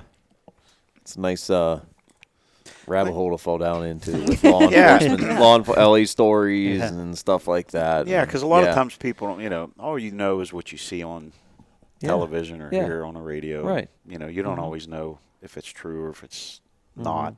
So it's good to get a little bit of, idea of how things work in the real world. I'll tell you what was great for that was that show Live PD. I was just going to say, I loved watching it. Yeah, and I really liked that they had, current and former law enforcement in there to like talk through the process, and like Yeah. that way people are seeing in real time, like what's actually happening, and like how like someone's explaining to them like, okay, this is a traffic stop, this is how it works, this is why they're allowed to ask these questions, and this is what they're seeing, and Yeah. kind of gives people like takes away a little of the mystique, makes it a little less scary if people understand I what's liked it going because on. they had one of the local, lost it, departments to where I was living. So it was like, Oh yeah. what was happening right there in my town. I'm like, oh, okay. I get to, You're sitting and watching on TV. Yeah. And it's like, oh, there you go. Yeah. I don't know if that's a good thing or a bad thing. Yeah, true. But it was, I really, really enjoyed that show. It was, I think it was when I lived in South Carolina, it was one of those departments that was down there. California, when I lived in California, you had live PD going on around you at all times anyway, so you didn't need the show. Yeah. I can imagine. Mm-hmm. Yeah, it was good for community engagement too, because I'd be out doing something and people would come up and ask questions and say, "Hey, I saw this on live PD. Can you explain it to?" A guy asked me about why we stop cars for tag lights. I'm like, oh, that's a completely. He was like, I'm not trying to be rude, but it just seems kind of petty. Like, well, actually, the reason is, we need to be able to identify the vehicle if it's used in a crime, or if there's some kind of a public safety incident like an Amber Alert or a Silver Alert if somebody goes missing, and the reflection doesn't always work, blah, blah, blah. I explained the whole thing. He was like, oh, that makes perfect sense. But he saw it on live PD that somebody stopped a car for tag lights. Yeah. And he was like, oh, that sounds kind of lame. Like, why would shouldn't you guys be out looking for murderers? I'm like, well, actually, you'd be surprised what you find when you stop somebody for tag lights. Yeah. Yeah. Right. You can find some crazy stuff. Mm-hmm. The one I was talking about with the guy I saw at Walmart, I stopped him for white light to the rear, which was like debatable. People didn't like that one because it was during the daytime. But he was in a pickup and his door was partway open, so his bed light was on. Well, in the state I was in at the time, you couldn't have any white light facing behind you. You only had red light and white light on the front. So I stopped him for that, partially just to let him know, like, hey, your door's open, and other partially just to see what was up because, the truck looked kind of weird and whatever, and pulled him over, and ended up that he was trafficking pills and meth and had a stolen gun, and just for stopping him for a light violation. Yeah. Yeah. You never know. Yeah. Just never know what you're going to walk up on. I mean, that's another thing talking about, like, not being able to turn it off is like, if you're doing your job right, you're out there stopping people, pedestrians or cars or whatever, and you never know what you're dealing with, who you're dealing with at any time, and you have to be able to open and close that window of force, or, whether even how nice you are. Yeah. Because a traffic stop can start off completely fine and get nasty, or vice versa. A lot of times people were, angry that you stopped them, and then you'd have to kind of calm them down a little bit. De-escalate. Yeah, but it's hard to go from doing that all night and then go home and not do that to your wife and kids. I can imagine. Yeah. And I'm sure with departmentalizing, then just to come full circle with hunting, bow hunting, you're kind of in your own zen when you get to go sit in a tree, and it's a nice separation. Yeah, it definitely is. I mean, I think that's one of my favorite things about bow hunting is just being able to be out and sit and watch the birds and do nothing. Yeah. For a little while, or just play a game on my phone if I want to. Right. Or, yeah. Just kind of. Because you're locked into that tree, you're in your own little world there, in the woods, and I still get target panic though. I want to be clear about that. buck fever, my target little panic. 6-point buck I shot this year still made my hand shake. Hey, you don't ever want to lose that feeling. Yeah. No, you don't ever want to lose that feeling. I had a farm I hunted before, and I met a guy there, and he was actually he was a police chief, and since had moved on to become he got into like where he was part of the task force that did like raids and things like that. But when I'd see him over at the farm hunting, a lot of times I didn't know he was there because he didn't tell me. I didn't tell him I was coming. We'd just show up, and I'd see he was there, and I'd talk to him back at the truck, and I'm like, yeah, I was going to go hunt my stand in the back part of the property, but I saw you were here, so I just didn't want to bother you. He's like, hey, you're never bothering me. He said, go where you want to go. He says, I'm just happy to be out here and get away from the day-to-day shit that I got to deal with. Yeah. He says, I don't care if I see a deer. I don't care if I shoot a deer. He said, it's just no one's bothering me. Yeah. And that's what he really enjoyed about just being out there, you know, hunting. Mm-hmm. So Any yeah. career field, but more Well, importantly, yeah, but when you more, really when you you know. really need to departmentalize yourself and separate, that's just yeah, everybody wants to get away from their job, but you know, when Mhm. you're talking about, you know, Life or death. right. Yeah, yeah, yeah. exactly. yeah, 99% of people don't have a job that's life or death. Yeah, right. You know, that's a big difference. And even just shooting your bow in the backyard. Yeah. You know, it's just I always say it, you're kind of in like your own little zen. You know, shooting a bow in the backyard, even there, whether you're doing that, sitting in a tree. You know, that's why it's so. And I know that we talk about it all the time. Just it's a good separation. You know, because you're worried about that pin, you're worried about your follow through. Your mind is set on. You know the just the functions of everything and the Yep. yeah. Fundamentals. Yep. That's the word I was thinking of. I was gonna get a brain fart there, and I was like, fundamentals. That's it. You were I know. naming all of them. Yeah. I was. I was getting there. It's not functions. It's like it's the F word. What's the F word? Fundamentals. Yeah, wrong one. Wrong F word. So yeah, that's what I really enjoy about it too, and I know it's a lot of people. You know, you're concentrated so much on those little things that separate you nicely. So Absolutely. yeah. Well, it's definitely good to talk to you about you know, a lot of the things that you've, you know, had to deal with, and you know, sometimes it's nice for like our listeners and that to get to hear, you know. Oh you yeah, know, absolutely. Even ourselves, you know. Yeah. You know, we talk a lot on here about hunting, and you know, Mhm. part of the reason we brought you on, you know, Mhm. we know that Sure. you're into the hunting and the Mhm. archery and that as well. But it's also good to hear the other side of all the stuff you have to deal with. So we appreciate that. Yeah. Um, It's a nice change of pace. yeah, You know, yeah, it's absolutely. keeps You know. a lot of things interesting. I mean, since meeting you, you know, it's amazing Yeah, it's- conversations and meeting up at TAC and talking Yeah. TAC downstairs and Yeah. archery and just the outdoors in general just brings so many people together. And Yeah, and that's the You thing, know. you know, that we, you know, with all of our podcasts, we try to, you know, every one of them's a little different. Everything Mhm. we talk about is different, but yet Mhm. there's always that same common ground at the end of the day, that everybody has that same passion or something for Yep. the outdoors, or, you know, in some way, shape, or form, or Mhm. you know, whether it be archery or, Yeah. you know, multiple guests that are into the crazy running like you are. And, Yeah. all Yeah, that when I stuff, saw that so. you were in that, I was like, we're on a run right now with Yeah. people. Yeah. Ultra marathoners. On a run Yeah. with runners. Yeah. But it's cool to get to talk to you guys about that stuff. Yeah. So we definitely appreciate it. I mean, it But- has a lot to do with hunting too. You know, like with Weston coming on and just the cardio and being in shape, and like we were talking downstairs, going out west and just Yeah. you know getting those lungs ready.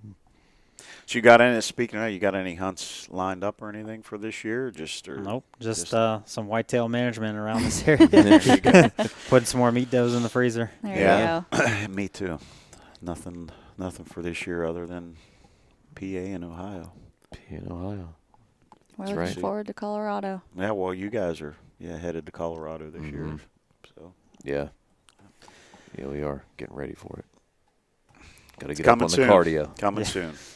He was like, we can good jump start. You could come with me and could do Yeah. 100 miles. I was like, I'd make it like 2 Yeah. if I was lucky right now. You'd I'll be be- surprised. You would I be. know. It's just a fast walk.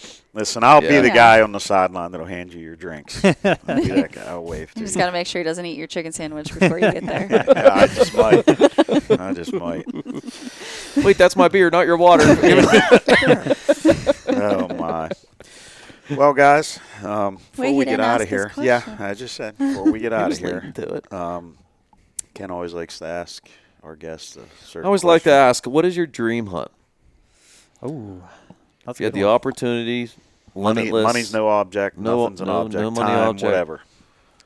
whatever. Alaskan grizzly bear with a recurve. Oh, man. Ooh, got to throw That's the a good recurve in answer. there. Yep. Nice. When I was a kid, talking about shooting recurves growing up and stuff, and Uh-huh. I remember watching an old film of Fred Bear. My Mm. dad took me to the library, and he said, "Hey, you need to look up this dude called Fred Bear." My dad's not an archer at all, but he's a big rock and roll fan. So Ted Nugent, Oh yeah, Yeah. Ted Nugent has the Fred Bear Fred song. Bear. So he back in the day, he was like, "I got to figure out who this Fred Bear guy is." So he looked him up, and he was like, "Hey, dude, you need to check this guy out." So I'm like, "Okay, cool." Watch the old film, and like I still can see it in my mind of that bear around in that when he's behind the boulder, and the bear takes a step out from behind the boulder and he shoots it. That's been in my brain ever since I Yeah. was a little Crazy. kid. That's a common one we're be getting. That Bigger. one and moose for dream hunts. Yeah, somebody else Alaskan wanted to do grizzly. grizzly. I don't remember.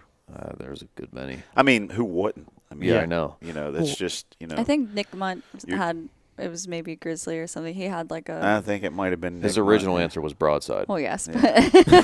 but Anything broadside. But yeah, when we talked about it, I think you're right. He was. Yeah. Well, not necessarily a dream hunt, but a dream shot that I'm trying to get to is a upland game bird with a recurve in the air. that So- would be pretty cool. I've gone out on a bunch of hunts, and it's actually fun to use that as a flushing tool. Like, so I'll put a blunt tip on and just kind of practice Right. shooting at a small target, and then usually flushes the bird. That way you don't have to send somebody up, especially pen raised birds if you're hunting that. You don't have to send somebody up into the line of fire to kick Yeah. a bird up. So I've Little shot a couple safer. of them off the ground, but I've never hit one in the air yet. So Little foo-foo You know- arrow. yeah. And I'm thinking of this because of what he was saying there about shooting the birds. But when we do the Chico Outdoor Show this year, I might take that machine that we have downstairs. disc. You've only been Because saying I- that for the last. I know 3 I have, years. but I He has think one of those disc I throwers. think Oh, that- sweet. I think that we'll have the room inside that building to do that. Yeah, we probably would. Yeah. So yeah, I have a downstairs. We have instead of most people would think of it as a clay pigeon thrower, but this one actually throws foam targets. Cool. And it's to shoot a bow at. Yeah. So yeah, you can throw it any distance. Roll them across the ground, whatever you want to do. Awesome. But that's something that is a big hit. We took it to a winery one time. You want to talk about a whole group of people that are drinking that have never shot a bow before? They absolutely loved it. And That's the what kids, too. They just Yeah. flock to it. That's what we should do. We should just start taking it to breweries and wineries. Yeah. Could I mean? There's a business idea for it. Yes. Yeah. Put it in a trailer. And and- we've thought of that already. I just don't have the time for. Yeah, I another was going to business. say none of But, us do. But yeah, there's a whole nother business there. Believe me. Mm-hmm. But yeah, the whole bird thing there that would That's be pretty cool. with the Yeah. recurves and that. Yeah. So Yeah, it would. well, I think we're gonna get out of here because I know I have to be at work in the morning. I don't. You don't. I do. You do. Yep. Yeah. I'm prepping for a race, so Yeah. Yeah, you got to prep for a race. So it's Saturday? Saturday. Yep. Saturday. Early. What's the Yep, 4 a.m. 4 start. a.m.? Yep. Okay. Goal is to be done in 24 hours, but I don't know if that's going to happen. And where's this one being held at? It's in Beaver Falls. Beaver. Okay. Well, we're excited to hear how it goes. Yeah. I Yeah. Let us know. Yeah. You'll have to let us know. Yeah. Definitely stay in touch with that, and then we can update this podcast because I'm sure by the time that this gets edited, Oh, yeah. and goes out, will have been done with that race. So Mm-hmm. yeah, we can throw that in there so everybody knows what the results were. Yeah. If you made it. No pressure. Yeah. No, yeah, no pressure. Yeah. Now the whole internet knows I'm doing it. I Yeah. can't hide. Yeah, for sure. Everyone's going to be waiting. Yep. Well, guys, it was another fun podcast. Mm-hmm. Glad to have you back home again, Patrick. Thank you for coming on and joining us. Yeah. Yeah. Sharing here. some of your experiences and stories with us. Sure. Definitely Mhm. cool. Mm-hmm. Everybody out there watching and listening, we hope you guys enjoyed this podcast and the good information that was put out there. And if you are out there watching and listening, remember if you come across a police officer in your neighborhood or anywhere, treat them good because they're out there to treat you good. So That's right. Yep. Yeah. But all right, Yeah, they guys, are. I think we're going to get out of here and head home and get a little bit of sleep and get back at it. So, Yeah. Absolutely. All right, guys. Good seeing you. Yeah. Patrick, thanks again, buddy. Thank Thanks. you. Thanks, Yeah. man. All right. Appreciate it. Take care. Thanks, See ya. everybody.